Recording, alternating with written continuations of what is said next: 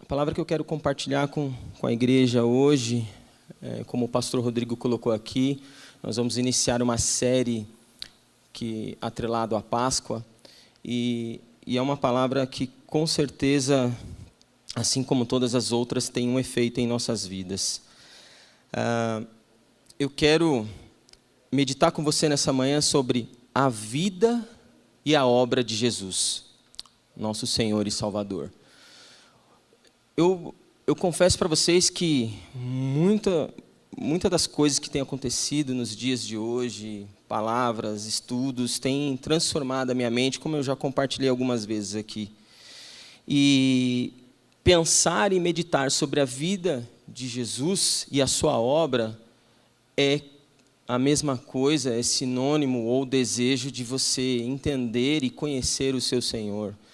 E certamente, quanto mais conhecemos dele, quanto mais nos aproximamos dele, quanto mais nós entendemos qual é a obra de Cristo lá no passado, qual é a obra de Cristo hoje e qual é a obra de Cristo no futuro vindouro, isso nos traz segurança, isso nos traz convicções, isso nos traz firmeza. Então, e conhecer a vida dele é também extremamente importante, né? Eu acho que é um relacionamento muito superficial você conhecer alguém somente do que ele faz, né? Quais as coisas, os feitos dele. E também é muito importante você conhecer alguém, a sua vida, né? De onde ele veio, quem ele é, o que ele fez, a natureza dele. Isso é fundamental, mostra intimidade e nos traz revelações, nos alarga a visão, nos traz, como eu já disse aqui, não vou repetir, né? Segurança e convicções. Bom, quando nós pensamos e meditamos na palavra do Senhor e analisando as suas escrituras santas e maravilhosas para a nossa vida, que são luz para nós observamos e entendemos aqui Jesus, a obra de Jesus, enquanto ele esteve na terra, ela estava ali o tempo todo mostrando amor, compaixão e revelando o Pai. Essa é a obra de Jesus, é o que Jesus fazia em todo tempo como homem. E em todo tempo como homem, ele jamais deixou de mostrar o amor, jamais deixou de revelar o Pai, de mostrar o Pai. Todas as ações, todas as atitudes dele eram voltadas para isso. Então, além de ele pregar boas novas, ele também curou muitos enfermos, ele libertou muitos cativos, né? Ele ressuscitou mortos, fez muitos milagres. Quando nós olhamos os evangelhos, os 4 evangelhos, nós observamos 36 milagres realizados diretamente por Jesus, né? Mas o que nós vemos na narrativa desses evangelhos é um Jesus generoso, um Jesus que sempre trabalhou em prol do próximo, das pessoas que pudessem ser alcançadas pela sua mensagem de amor. Sabe, amados, nós, quando olhamos o Evangelho com um olhar espiritual, nós enxergamos coisas que vão além. Como eu disse, Jesus curou muitas pessoas. Mas o que eu quero meditar aqui com você sobre a vida e a obra de Jesus é que ele tinha um objetivo muito maior do que simplesmente curar pessoas. Ele tinha um objetivo muito maior do que libertar os cativos e até ressuscitar mortos. O objetivo maior do nosso Senhor, e aí você começa a entender a obra dele e a vida dele, era trazer salvação ao perdido. Esse era o centro das ações, dos milagres, de toda a obra que Jesus fazia. E nós começamos a perceber isso, porque em todo tempo Deus mostra o seu poder, a tua soberania. Talvez para a maioria dos que estão acompanhando aqui, a questão da soberania de Deus é algo claro, é algo totalmente compreensível. Então, desde a criação e até os dias de hoje, você vê o poder de Deus, Ele que sustenta o sol, as estrelas. Quem pode segurar com a palma da sua mão as águas dos oceânios, né? A palavra diz que a terra é o estrado dos seus pés. Então nós percebemos a grandeza e o poder de Deus. E nós vemos também um povo sendo escolhido por ele, através da vida de Abraão, para ser o seu povo, e que ficou cativo e sendo liberto, viu sinais e prodígios, viu o mar se abrir, viu a coluna de nuvem que cobria do sol escaldante do deserto, viu a coluna de fogo que aquecia por conta do frio que vinha, porque a queda de temperatura era drástica e é drástica no deserto. Apesar de eu nunca ter ido a um deserto, lê-se isso e ouve-se muito a respeito disso. Então nós vemos que, apesar de todos esses prodígios e poder de Deus se manifestando, a criação, ainda assim, o povo sempre foi inconstante. O povo sempre foi, estou, mas não estou, agora Deus está comigo, e aí vem a dificuldade, Deus não está mais. Sempre houve esse conflito. Então nós vemos que Jesus, quando se manifesta no nosso meio, né, quando ele veio à terra como homem, ele fez também tantos prodígios, mas principalmente ele manifestou amor, compaixão. Não que Deus não estivesse manifestado, porque libertar alguém que não merece ser libertado, como um povo de Israel que ficou na rebeldia, que se esqueceu do seu Deus, também é mostrar amor e compaixão. Mas ele se fez homem, igreja, para mostrar, para revelar o Pai, para materializar o Pai aqui nos olhos visíveis de quem viveu na época. E nos deixar a Santa Escritura, sua palavra maravilhosa de vida e transformação, com fatos e realidades que muitos delas são comprovados pela ciência, para nos fazer cada vez mais convictos de quem era Jesus e de quem é Jesus. Mas certamente, ao percorrer por isso, você vê que milagres, prodígios, cura, transformação não era o objetivo. Como eu disse, toda a obra de Cristo, todas as ações de Cristo, ela tinha um ponto central: manifestar amor e compaixão, a fim de levar a mensagem e trazer salvação ao perdido. Revelar o Pai, ligar o homem a Deus novamente. Sabe, perceber isso, irmãos, traz muito mais segurança e certeza de que tudo que você está passando aqui, que eu estou passando aqui, não se compara ao que virá. Não se compara e não pode ofuscar esse amor sobre a minha e sobre a sua vida. Então não deixe em nenhum momento a dúvida bater no seu coração por conta das circunstâncias, seja ela qual for que estiver você vivendo. Creia, porque se o Evangelho de Jesus alcançou a mim e a você, não que as maravilhas, curas sejam irrelevantes. É importante, Deus faz isso. E Ele tem prazer em fazer isso. Mas o maior objetivo dEle é estar comigo e com você na eternidade. Nós vemos isso claramente, irmãos, quando nós lemos o texto de Lucas, capítulo 15, 5, verso 17, aonde em certa ocasião em Cafarnaum, numa casa onde estava lotada a casa estava cheia. E dentro daquela casa, Jesus estava ali ministrando, tinha alguns escribas, alguns fariseus ali, e muitas pessoas. A palavra diz que não tinha espaço, a porta, a janela toda tomada. E 4 amigos levaram um paralítico. E quando eles veem a forma que vocês veem, ele levando aquele paralítico até Jesus, eu não vou entrar no detalhe disso, mas ao descer do telhado, aquele paralítico, a primeira palavra que Jesus diz para aquele paralítico é: os teus pecados são perdoados. Sabe, irmãos, Jesus, o tempo inteiro, irmãos, nós precisamos entender isso de uma vez, abrir o nosso coração para isso, porque muitas vezes nós estamos no Evangelho buscando carro, casa, restauração, e isso não é o fim das coisas, isso não é o centro da obra de Cristo na minha e na sua vida. Na verdade é consequência de uma vida com Ele, e de amor e graça recebemos. Mas nós vemos ali com aquele paralítico, ele fala isso, e os fariseus arrasou em seu coração, dizendo: quem é esse para perdoar pecado? Porque Jesus estava muito mais preocupado com a salvação daquele homem do que com uma cura. Jesus está muito mais preocupado com o Brasil ser salvo, do Brasil ser alcançado por uma eternidade, do que outras coisas, irmãos. Eu não tenho dúvida, Deus não está feliz com essa pandemia acabando com a humanidade. Mas certamente o objetivo maior do Senhor, o coração de Deus, é nos carregar à eternidade, é ter as pessoas salvas de encontro com Ele, com seus pecados perdoados. Então esta é uma grande janela de oportunidade, igreja, para salvação, através dessa pandemia que tem sido dolorosa para muitos. Eu não estou fora disso, eu estou totalmente nesse contexto junto com você.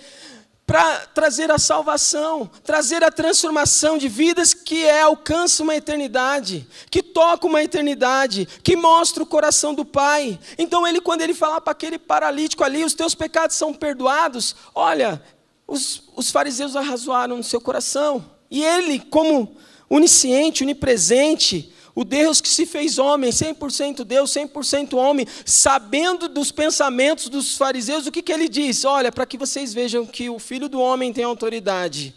O que é mais fácil, dizer para ele levantar e andar ou perdoar os pecados?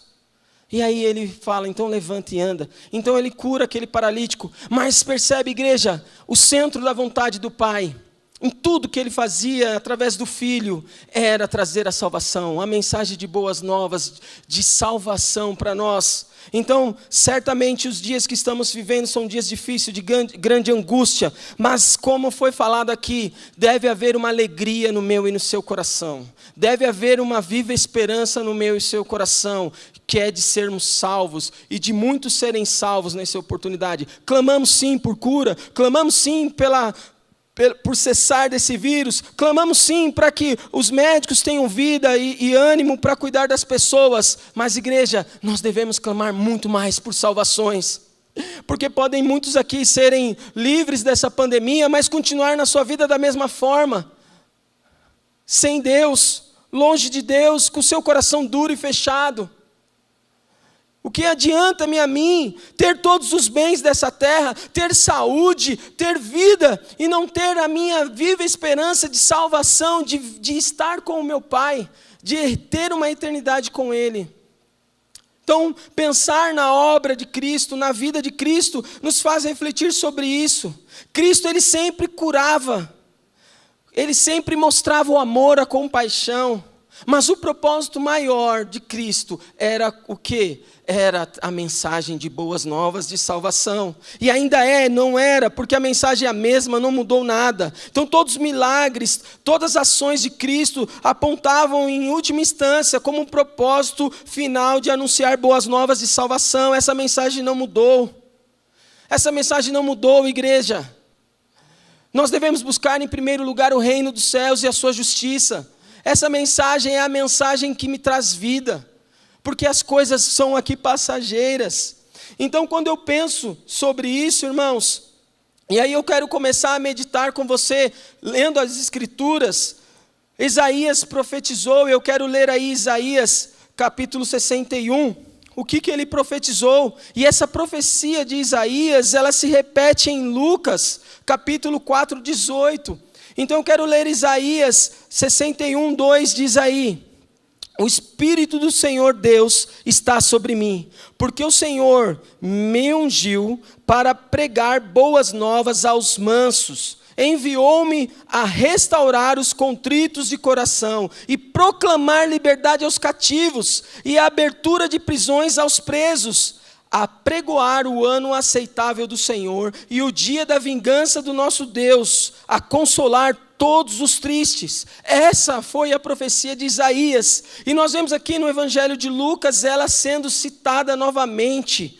Evangelho de Lucas, capítulo 4, verso 18, 19, diz assim: e o Espírito do Senhor é sobre mim, pois me ungiu para evangelizar os pobres, enviou-me a curar os quebrantados de coração, a pregar liberdade aos cativos e restaurar a vista dos cegos e pôr em liberdade os oprimidos, anunciar o ano aceitável do Senhor. O próprio Jesus cita aqui, as Escrituras cita aqui a passagem e ele repete. Então, irmãos, quando nós lemos isso, nós começamos a entender a obra de Cristo.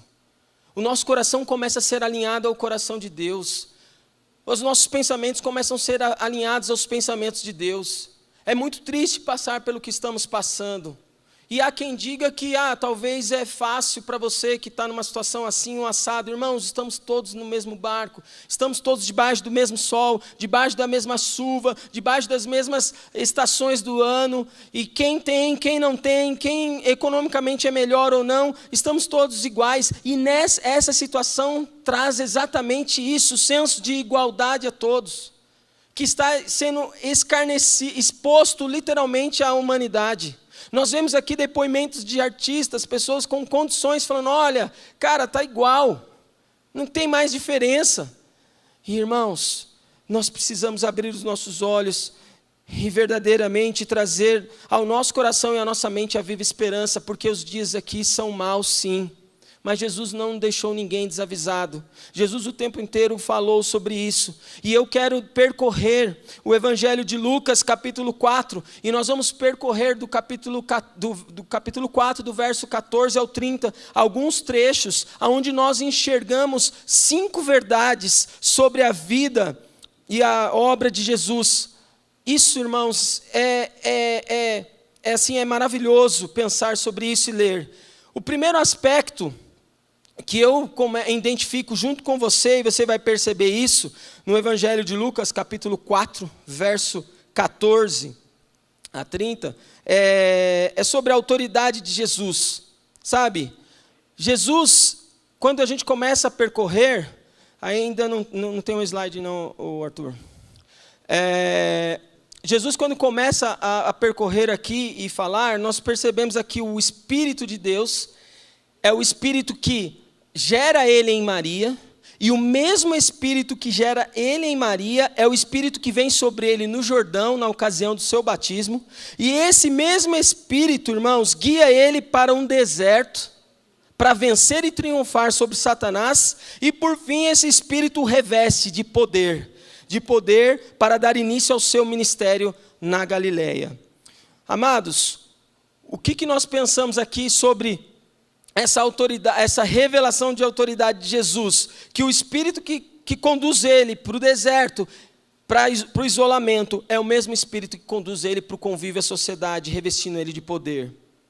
Então, quando eu e você começamos a pensar sobre isso, lendo o texto de Lucas, o Espírito do Senhor está sobre ele, e o separou e o preparou para pregar as boas novas, curar os enfermos, libertar os cativos. Nós vemos aqui a autenticidade e a revelação de quem é Jesus, a vida dele, o propósito dele, que não se diferencia do meu e do seu propósito. E agora sim, mergulhando aqui no Evangelho de Lucas, capítulo 14, eu quero ler do 14 ao 15 com você. Nós vamos ver o primeiro ponto de 5 verdades que destacam a vida e a obra de Jesus. Primeiro, a exaltação popular a Jesus. Diz assim, do 14 ao 15. Então, pela virtude do Espírito, voltou Jesus para a Galileia, e a sua fama correu por todas as terras em redor, e ensinava nas suas sinagogas, e por todos eram louvado. Amados, Jesus aqui ele volta do deserto, e essa volta do deserto à Galileia tem um tríplice aspecto. Primeiro é o geográfico, que ele volta para Galileia. O segundo é um aspecto sobrenatural, né? O poder do Espírito sobre a vida dele, o Espírito Santo. E um aspecto público, a sua fama começa a percorrer na circunvizinhança. Jesus, ele não inicia o ministério dele no lugar onde era o centro da religião de Israel. Ele não dá o pontapé inicial do seu ministério de ensino, de manifestação de poder, cura, libertação, na sagrada Judéia, geograficamente falando, o cerne da religiosidade. Onde estavam os escribas, aonde estavam os sacerdotes? Pelo contrário, na sua volta do deserto, ele vai à desprezada Galileia, região mais estigmatizada da Palestina, pelas fortes influências gentílicas que recebia. A Galileia, irmãos, para que eu e você entendamos, era uma região densamente povoada. Chamava-se assim porque ela era rodeada por nações que não eram judias. Então havia uma mistura muito grande de povos, não era um povo judeu simples, nato. Havia uma mistura, por isso que eram chamados de Galileia. Principalmente, e eles eram chamados de gentios por conta disso, por conta das suas influências de vários povos ali ao redor. Então, amados, nós começamos a perceber, e o tamanho, ela era composta por 204 vilas e povoados. E ao norte da Palestina, era a localização? Nós começamos a ver aqui que Jesus, ele não inicia nos lugares onde seriam os holofortes.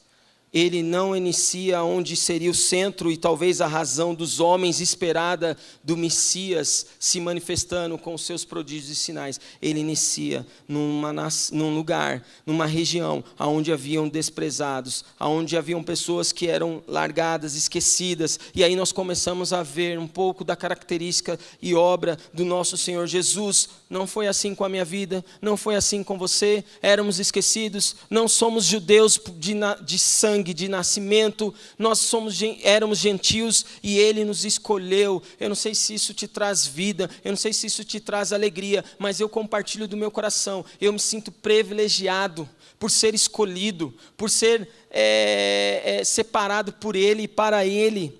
Irmãos, Jesus ensinava ali na Galileia, nas sinagogas. E as sinagogas eram verdadeiros centros da vida religiosa palestina. Então ele ia lá e ensinava ali, né? As famílias judias entendiam que as sinagogas eram específicas para elas, mas ele começa a trabalhar nas sinagogas ali junto com os galileus também, sabe? Onde não havia mais o sacrifício, como antes, no tempo em que Moisés os libertou e trouxe para o deserto, sabe?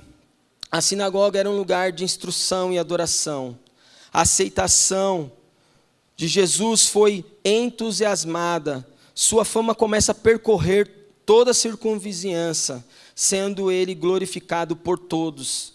E aí você começa a pensar, né?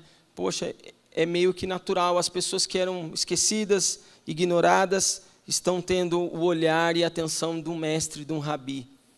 Isso, irmãos, traz muita alegria para o meu coração. Perceber que Jesus, na sua santidade, na sua beleza, na sua grandeza, Ele se volta para mim e me recebe.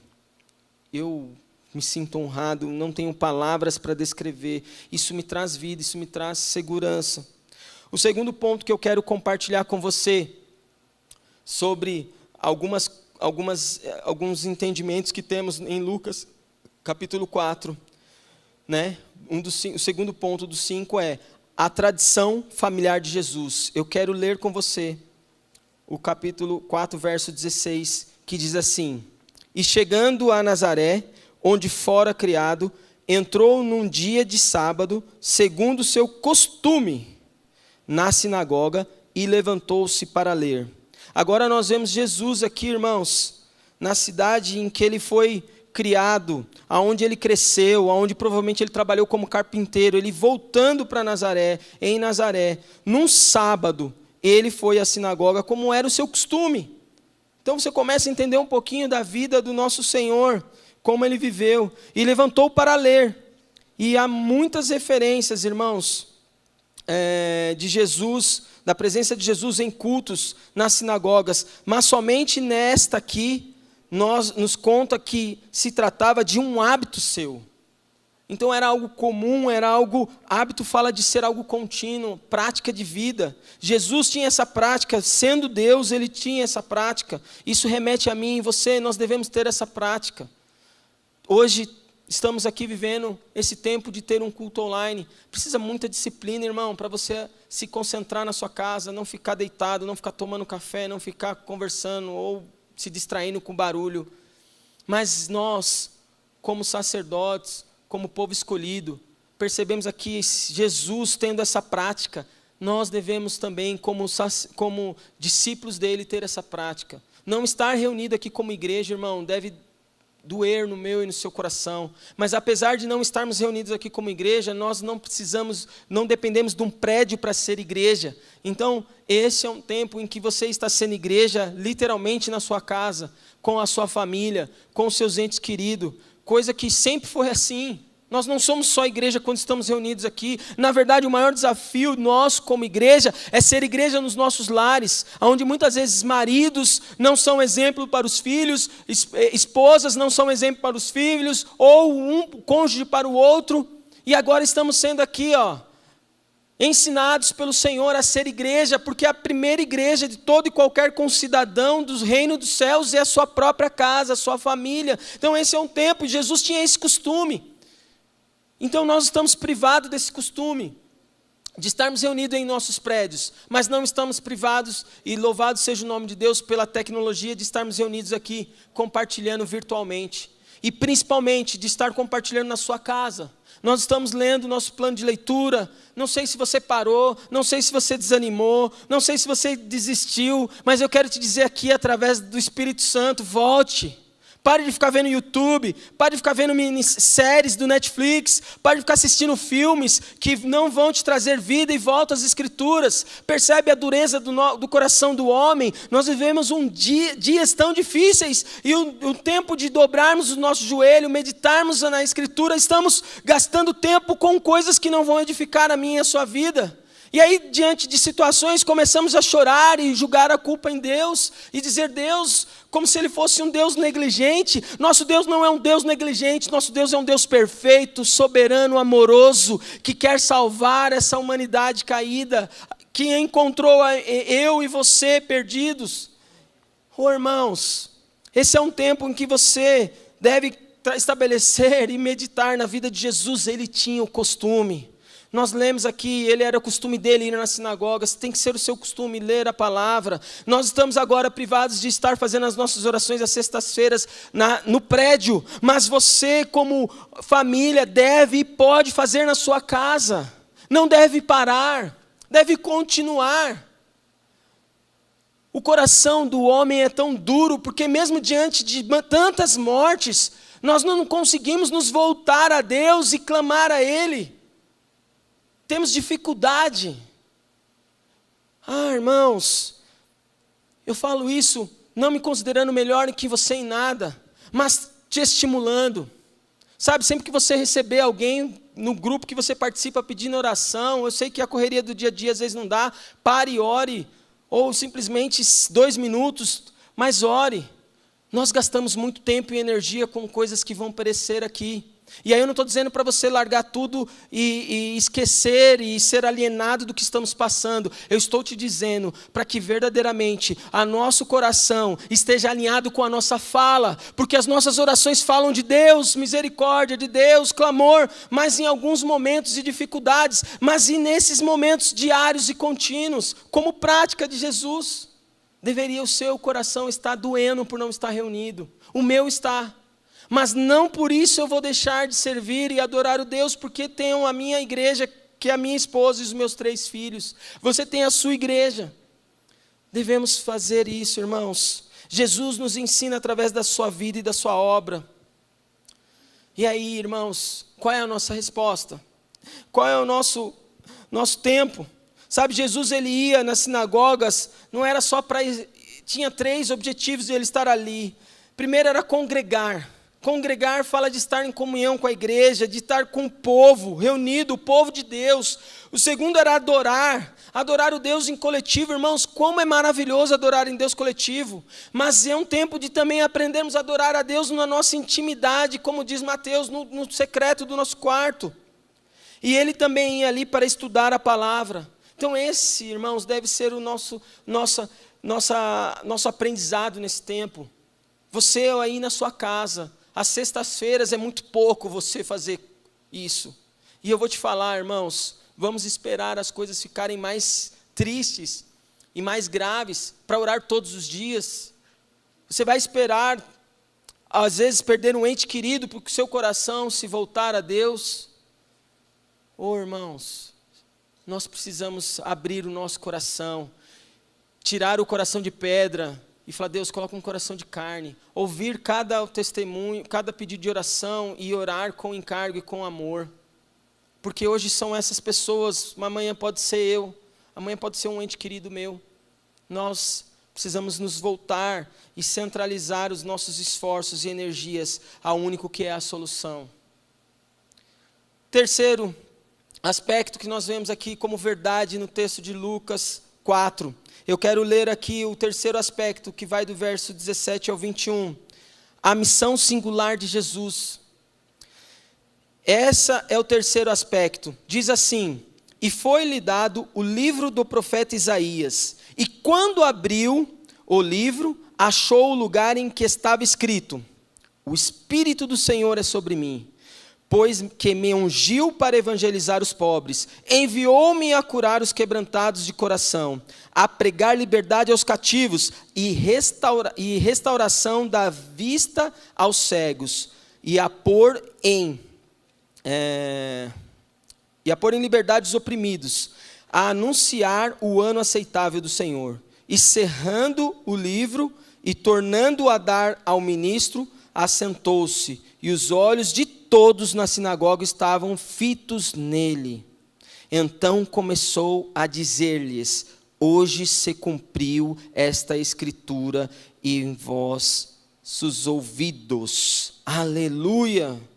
Jesus, ele recebe o livro, e ele abre bem na profecia de Isaías, e ele começa ali a ler a profecia de Isaías. Mais uma vez, ele ressalta que o Espírito Santo está sobre ele e ungiu. Ele começa a falar qual é a missão dele, qual é a missão do nosso Senhor e Salvador. Ao terminar a leitura, Jesus afirma categoricamente que essa profecia de Isaías estava se cumprindo nele. Aqui ele se autoproclama o Messias. Sabe, irmãos, você perceber isso, você começa a entender que se eu não tiver casa, se eu não tiver carro, se eu não tiver um casamento restaurado, se eu não tiver todo sonho realizado, qual era a obra central de Jesus na minha vida e a minha salvação, que é algo maior do que tudo isso, que é a eternidade numa terra vindoura, num tempo onde não haverá dor, pranto, choro, não haverá sofrimento, corpo transformado, é algo muito maior. E eu começo a meditar sobre isso, irmãos, isso me traz ânimo e vida mais uma vez, porque eu começo a entender que estas coisas, como ele diz em Mateus, ele dá, mas estas coisas não é o fim da obra dele. O fim da obra dele, o maior objetivo é a minha salvação, sabe, é estar de volta com o filho. Qual o pai que não quer ter o filho em seus braços? Eu sou pai de 3, eu não vejo a hora de pegar os meus filhos e abraçar e beijar. Você é filho de Deus, eu sou filho de Deus. Jesus não vê a hora de te encontrar. Jesus está ansioso por esse dia, cujo ele nem sabe quando será, senão o Pai que não revelou ao Filho nem ao Espírito Santo. Mas há um desejo no coração, então percebe o quanto o amor nos alcança, o quanto o amor nos traz. E entender aqui, irmãos, a missão singular de Jesus começa a mostrar para mim e para você que o amor dele não se mede pelo que eu tenho, pelo que eu perco, pelo que eu ganho. Eu já falei isso milhões de vezes e vou morrer falando isso. O amor dele se mede na cruz do Calvário, quando ele se entrega. Ele mesmo se entrega por nós, para mostrar e revelar o coração do Pai. E essa missão de Jesus, ela tem 5 aspectos bem peculiares, que mostra e traz mais abrangência a mim e a você, para entender qual é a missão singular dele. Primeiro, evangelizar os pobres. Sabe, evangelizar os pobres não está falando especificamente das pessoas necessidade de baixa renda, elas estão incluídas sim, mas é os pobres de espírito. Jesus estava focado em trazer uma condição espiritual nova, diferente, uma relevância espiritual do reino vindouro, do seu Pai, da sua soberania e do trino Deus, sabe? Essa era a missão e é a missão. E muitas vezes nós confundimos o evangelho simplesmente em fazer ações sociais. É importante, deve ser feito, irmãos, mas era alcançar o povo desprovido do espírito, não é da condição social somente, não é simplesmente só dos bens materiais, sabe? E trazer a revelação do Espírito Santo, da importância espiritual, da vida espiritual, fluindo em nós. O segundo aspecto da missão peculiar de Jesus era proclamar liberdade aos cativos. Não é simplesmente tirar os que estão presos, não é simplesmente libertar aquele que está encarcerado, também é, mas não é só estes, mas principalmente aqueles que estão escravizados pelo diabo, estão presos pelo mundo, pela carne, e pelo diabo. Jesus tem essa missão de nos libertar. Você começa a perceber, irmão, que você ter entendimento disso te traz muito mais abrangência da sua vida e como você levar a sua vida, de como você encarar esse tempo, de como você reunir forças para, não digo sobreviver, porque Deus não quer que a gente sobreviva, Deus quer que a gente viva abundante. Deus não nos chamou para sobreviver, Deus nos chamou para ter uma vida abundante. E uma vida abundante é em meio à luta e caos que estamos vivendo, mas com paz, com gozo, com espírito e com a certeza e a segurança de que Ele é fiel e Ele nos cobre. Então, essa missão peculiar, como segundo aspecto, libertar os cativos é libertar aqueles que estão presos no mundo, presos com o diabo, presos na escravidão da carne, presos nos deleites. Vemos aí a coisa feia e gente só em festa e balada, e não para se reunir, de fazer festas. Terceiro aspecto dessa missão peculiar de Jesus é restaurar a vista aos cegos. Mais uma vez, Jesus curou muitos cegos de enfermidade. Deu vista a quem literalmente não tinha visão ocular. Mas o cerne da missão de Jesus, como eu disse, muito mais do que dar vista ao cego, era acabar com a cegueira espiritual. Muitos não conseguem acreditar em Deus. Muitos, apesar da natureza toda expressar a glória de Deus, não conseguem reconhecê-lo como único, suficiente Salvador, como Deus Criador. Nós vemos ainda o nosso país ainda muitas vezes buscando outros deuses que não são o nosso Deus. E esse é um tempo de voltarmos para isso e clamarmos. Sabe, muitas pessoas ainda presas em misticismo, em costumes humanos, em ditados populares, em simpatias, em N coisas, às vezes até num laudo médico que é relevante e não deve ser descartado, mas deixando de lado. Então, Jesus tem a missão que vai mais profunda. Percebe que aqui a missão de Jesus ela é muito mais espiritual e eterna do que física, do que condições físicas, do que aspectos físicos, do que bens materiais. Entender isso, irmãos, é fundamental para mim e para a sua vida. E o quarto, libertar os oprimidos. Sabe, os judeus eram súditos de Roma, estavam oprimidos politicamente e economicamente, mas Jesus veio para libertar os oprimidos de quem? Do diabo. Não é tirar você debaixo da tirania do governo. E aí eu não quero ficar falando de política aqui, nem é o objetivo disso, mas Jesus o objetivo dele não é livrar a gente da opressão do governo ou não, e eu não sei qual é a sua visão, e também não é o fórum aqui, nem a importância nesse momento. Mas Jesus quer nos livrar da opressão do inimigo. Sabe, a nossa mente tem sido atingida constantemente pelas setas do inimigo. Quantos de nós, como aquele povo, Deus está comigo, Deus, vamos vencer, e aí diante de uma notícia, de uma situação, muda o pensamento.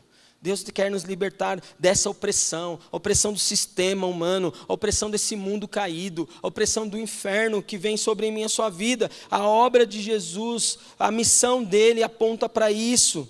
E por fim, essa missão peculiar, o quinto e último aspecto da missão peculiar, que é o terceiro aspecto de verdade que nós encontramos em Lucas, é apregoar o ano aceitável do Senhor. Irmãos, como eu disse, é muito bom ser abençoado, ter bens materiais. Quem não gosta? Quem não quer ter? Mas a mensagem central do Evangelho, irmãos, é a salvação. O ano do jubileu, irmãos, era o tempo em que as pessoas tinham as suas dívidas perdoadas, canceladas, recebiam de volta sua posse, sua terra. E Jesus fez a obra completa, nos trouxe a graça de Deus por meio dele, do sacrifício dele, e nos libertou e nos livrou de todas as nossas dívidas. Não como aquele povo vivia o ano de jubileu, que esperava para acontecer e ter as suas dívidas perdoadas, nós somos perdoados, somos e seremos perdoados pelo sacrifício de Jesus, irmãos.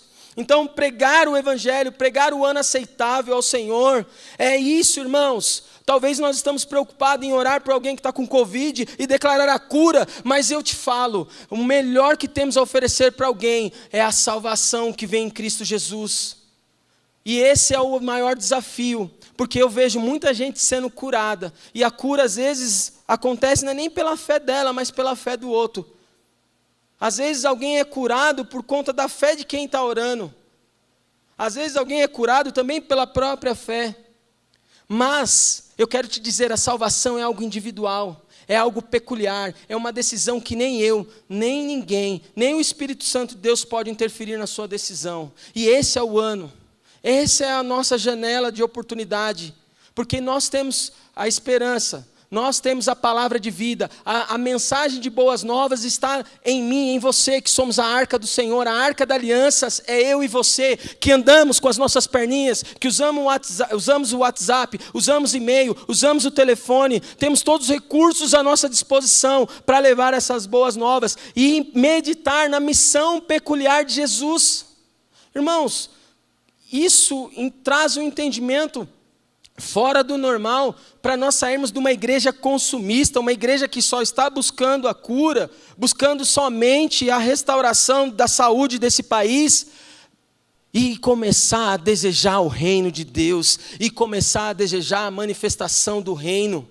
Isso traz para mim e para você, pelo menos deveria trazer vida, segurança, como eu já disse.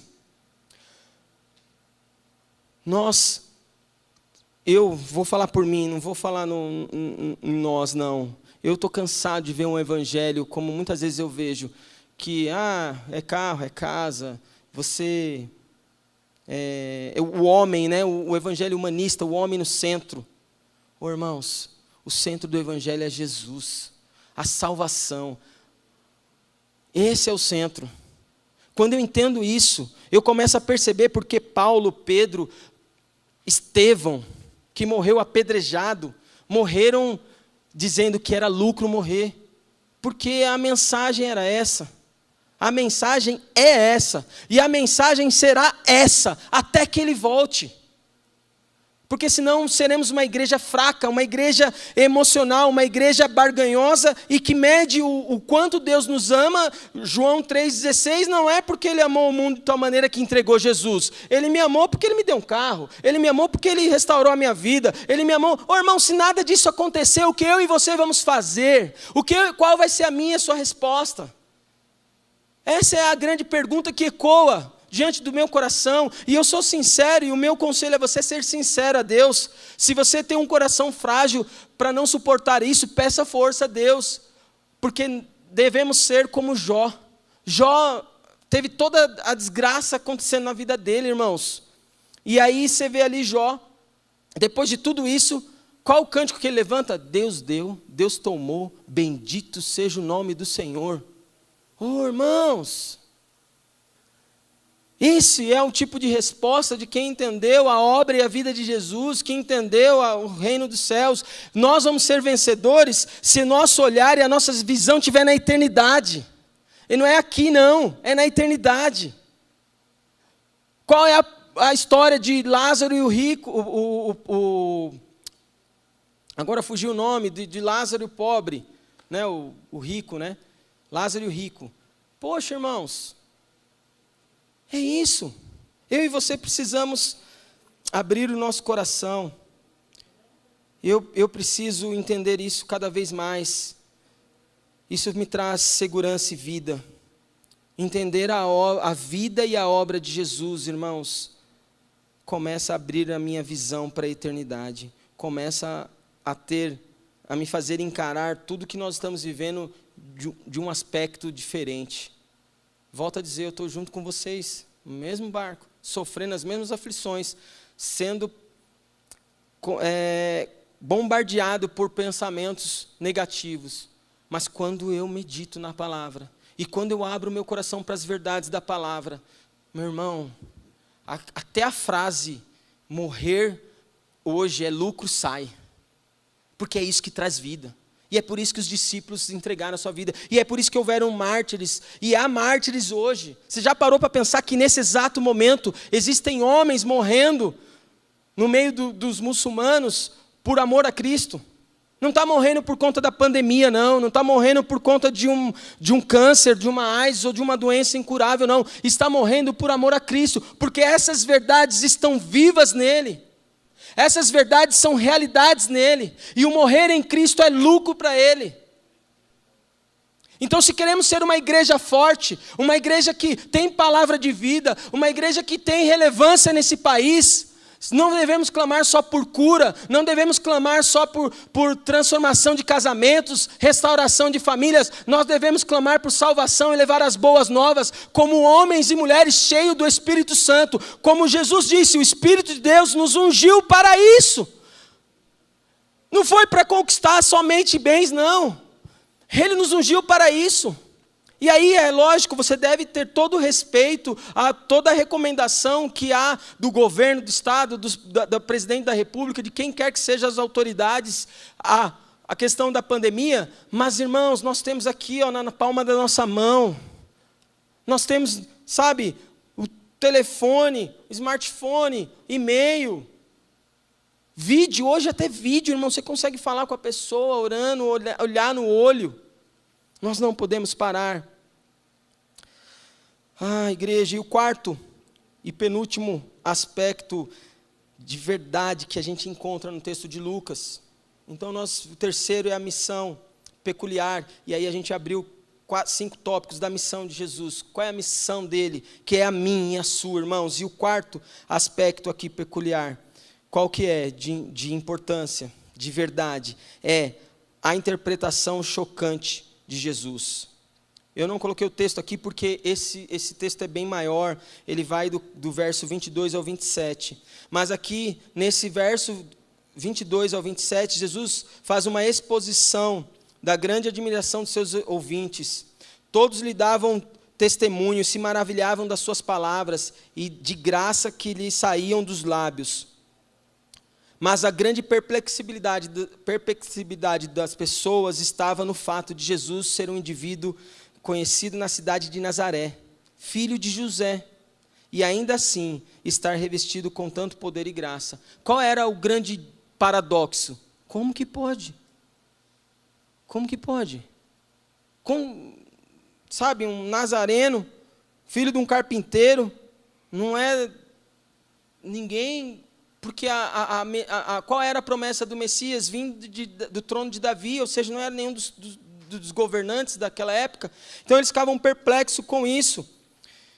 E aí havia um grande sentimento ali de amor e ódio. E aí causa muita admiração, mas também causa muito ódio, né? E Jesus, ele cita 2 provérbios nesse trecho das Escrituras. Ele diz: um médico cura a ti mesmo, e nenhum profeta é recebido na sua terra. Sabe, depois dele citar esses 2 provérbios, irmãos, ele volta-se para a Escritura e cita o ministério de Elias e Eliseu. E aí ele fala que Elias foi enviado para socorrer uma viúva pobre, gentílica. E enquanto havia uma viúva pobre necessária em Israel, e Eliseu cura da lepra um general gentil. Então o evangelho, irmãos, está destinado a todos. O evangelho está destinado aos gentios, não se limita ao judeu, não se limita ao povo da Judéia, mas isso traz alegria, irmão, porque nós não éramos e hoje somos escolhidos, aleluia, o meu coração se alegra. Quem era eu, quem era você, desprezados, desprezíveis, mas não, o evangelho ele veio para alcançar os gentios, e ele cita ali Elias e cita Eliseu, que fizeram justamente isso, porque qual era a tradição ali? Os judeus, irmãos, estavam arraigados que o evangelho era apenas para eles, e que os gentios serviam simplesmente de criados, para serem um combustível do fogo eterno. Era isso. Os judeus queriam isso, os judeus imaginavam isso, e Jesus quebra esse paradigma, irmãos. Por isso há uma grande interpretação chocante, porque ele vem o tempo inteiro mostrando isso, revelando isso, mostrando que um rei não vem para ser servido, mas veio para servir. Se os nossos governantes entendessem isso, que eles estão no poder para servir o povo, que a posição de governo, de reinado, de monarquia não é para ser servido, mas para servir, nós seríamos uma nação muito melhor. Se eu e você, como sacerdote, nação santa, povo escolhido, povo da realeza, entendermos que nós não estamos aqui para ser servido, irmãos, mas para servir, vai mudar. Muda.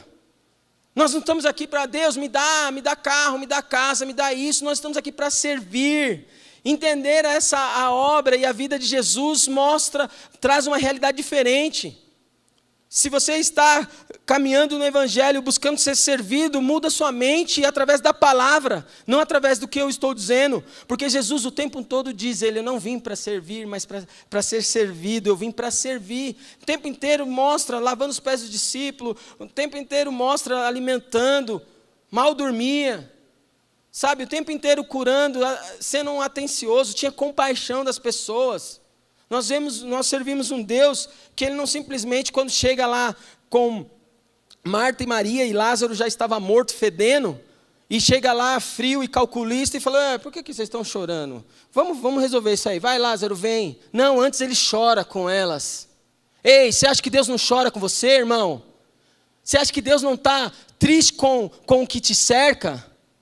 Nós lemos na Escritura, Jesus chorou com Marta e Maria antes de ressuscitar Lázaro. Ele não foi alguém frio que chegou lá, que não se importa com a situação. E, ei, por que vocês estão chorando? Vai, Lázaro, levanta aí, vem embora. Pô, gente, pelo amor de Deus, não, ele chora. Talvez se fosse eu, falaria exatamente isso. Ei, irmão, para de chorar, vamos lá, vamos levantar aí. Lázaro, vem. Não, irmãos, nós temos um Deus que realmente se compadece desse país. Mas temos um Deus que tem uma missão muito maior do que curar, do que trazer a cura, porque Ele tem a eternidade diante dEle em tempo real, irmãos. E a eternidade, o desejo dEle é ter muitos filhos com Ele, a imagem e semelhança do seu unigênito Jesus.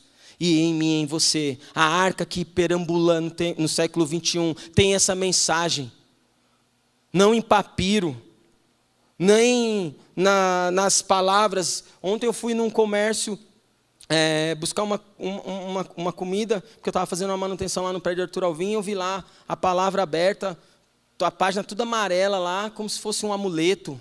Ô irmãos, e acho que estava até no Salmos 90 que eu vi, eu olhei aquilo e falei, Jesus, por isso, nós precisamos abrir os nossos olhos e clamar para salvação. É muito bom ver as pessoas sendo curadas. Eu não quero que ninguém morra. E eu tenho certeza que Deus também não quer. Mas a morte que Deus menos quer é a morte eterna. Essa é a que importa. Essa é a que dói no coração de Deus. Talvez no seu coração dói a morte física, mas no coração de Deus o que dói é a morte eterna. Ele não quer isso, irmãos. E aí nós vamos para o quinto e último aspecto de verdade que eu encontro aqui sobre a vida e a obra de Jesus no Evangelho de Lucas, capítulo 14, verso 4, verso 14 a 30. Eu quero ler a quinta e a última, Lucas 4, verso 28 a 30. Lucas 4, verso 28 a 30. E esse quinto aspecto é a rejeição a Jesus. E todos na sinagoga, ouvindo essas coisas, se encheram de ira. E levantando-se, expulsaram da cidade, e levaram até um alto cume do monte, em que a cidade deles estavam edificada, para ali e dali o precipitarem. Ele, porém, passando pelo meio deles, retirou-se. Olha o que o texto de Lucas diz, que as pessoas, ouvindo aquelas coisas, tiveram ira. Sabe? Lucas diz que todos lhe davam bom testemunho na sinagoga de Nazaré. Mas a aplicação feita por Jesus mudou radicalmente. Agora todos na sinagoga, ouvindo essas coisas, se encheram de ira. A hostilidade deles, irmãos, não ficou apenas no campo do sentimento. Eles expulsaram Jesus e levaram ele a um alto cume do monte para jogarem ele de lá de cima. Jesus, porém, se retirou e foi para Cafarnaum. Irmãos, é muito importante, porque quantos de nós, eu falo por mim, eu já te fiz orações dessa. Deus, o Senhor está com raiva de mim. Deus, o Senhor não me ama. Deus, o que o Senhor está fazendo por aflições e lutas que eu já passei? Mas faz anos que eu nem cito essas palavras, porque os meus olhos, os meus ouvidos e o meu espírito têm renovado a minha mente para entender que estas coisas não mostram o centro da vontade do Pai. E que se Deus não fizer nenhum milagre, e que se Deus não fez, o que eu peço a Deus é ter a mesma fé e força que Jó teve. Deus deu, Deus tomou, bendito seja o nome do Senhor. E nós vemos ali que Deus em nenhum momento chega e fica lá no final do verso 37 ao 8, se você ler, é o maior presta atenção que Deus dá em Jó, porque ele chega e não fica explicando, ó Jó, eu deixei tudo isso acontecer na sua vida, porque Satanás um dia, na reunião dos santos, veio me confrontar de que você me servia. Deus não dá nenhuma explicação para Jó. Deus começa a dar um presta atenção em Jó. Ei, aonde você estava quando foi criado todas as estrelas? Aonde você estava quando tudo foi criado? Irmão, Deus, Ele é tão grande. E aí quando você lê, se você nunca leu, leia do 37 em diante, você vai ver que lindo, que maravilhoso Deus falando com Jó. E confrontando ele em amor. Tipo assim, você sabe, você entende das coisas? Então me diz. Quem segura o sol? Quem segura as estrelas? Quem pode... Irmãos, quem cuida das galáxias, quem deu nome às estrelas, Deus começa a lá dar presta atenção, e Deus faz isso comigo e com você hoje. Ei, quem está no controle de tudo aqui? Que tipo de fé que eu e você temos? Ele está no controle. Conhecer a obra e a vida do nosso Senhor Jesus nos muda demais, irmãos. E eu quero concluir, pedir para a banda vir aqui, para nós orarmos. Ainda hoje, muitos ouvintes rejeitam a palavra de Deus. Talvez alguém que está ouvindo aqui tenha até ouvido alguma coisa que eu falei e tenha rejeitado e não queira nem ouvir. Por quê? Porque eu não vim falar para você de uma vida nesta terra. Eu vim falar de uma vida eterna, que é o centro da Páscoa, que é a libertação, que é a transformação de um povo para viver uma eternidade. A verdade de Deus, irmãos, ela não amacia o ego humano, ela golpeia o ego humano. A verdade de Deus, irmãos, ela não reforça as suas crendices, ela reprova. A palavra de Deus, irmãos, ela não limita o amor de Deus a um povo exclusivo, ela proclama a todos os povos. Glórias sejam dadas a Deus, porque nós não éramos, mas hoje somos nação santa, povo escolhido, sacerdócio real, e temos uma viva esperança em nós de ter uma eternidade inteira com todos que já foram, com todos que irão, que não vai se contar. Eu quero orar e cantar esse cântico com você.